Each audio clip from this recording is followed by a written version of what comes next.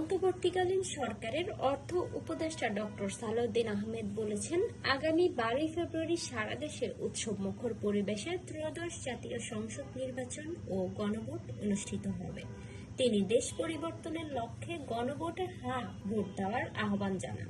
আমি নবীনগরের প্রথম শ্রেণীতে পাস করে খুব রেয়ার মুসলমান ছাত্রদের মধ্যে প্রথম শ্রেণীতে 1940 সালে পাওয়া মানে ফেরি কলেজে পড়তে আসছে কোথায় নবীনগর ব্রাহ্মণবাড়িয়া ওদের ফেরি বাজারে হঠাৎ মনে পড়লো আর কি আমার বাবা অনেক আগে মারা গেছে মধ্যে ওদের ফেরি। আর আমি আবার রাত্রি স্টেশনের উপরে বিকালায় একটা রাতে ছিলাম ফেরিতে হোটেলে জায়গা পাইনি ফেরি স্টেশনের উপরে একটা হয়েছিল যা পুরোনো অভিজ্ঞতা। আর ফেরি আমরা বিখ্যাত জায়গা সব দিক অতএব আমি মনে করি ফেনীর লোকজন সবাই আপনারা ভোট দেবে এবং সঠিক প্রার্থী আপনারা নির্বাচিত করবেন এবং আপনার একটা উদাহরণ হয়ে থাক বাংলাদেশের জন্য। কারণ সবাই ফেনীর লোকজন আমার তো অনেক চেনা বন্ধু বান্ধব আছে স্মার্ট কর্মঠ এবং এই দৃষ্টান্তটা আপনারা তৈরি করুন।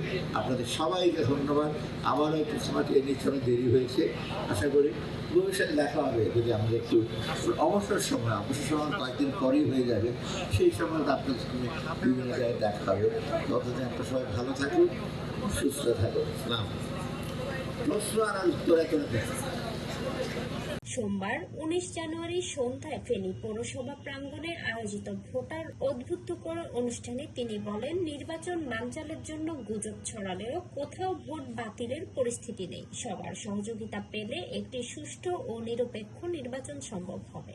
তিনি আরও বলেন, সংস্কার একটি চলমান প্রক্রিয়া এবং যোগ্য ও জনদরদী নেতৃত্ব প্রতিষ্ঠান সরকারের লক্ষ্য।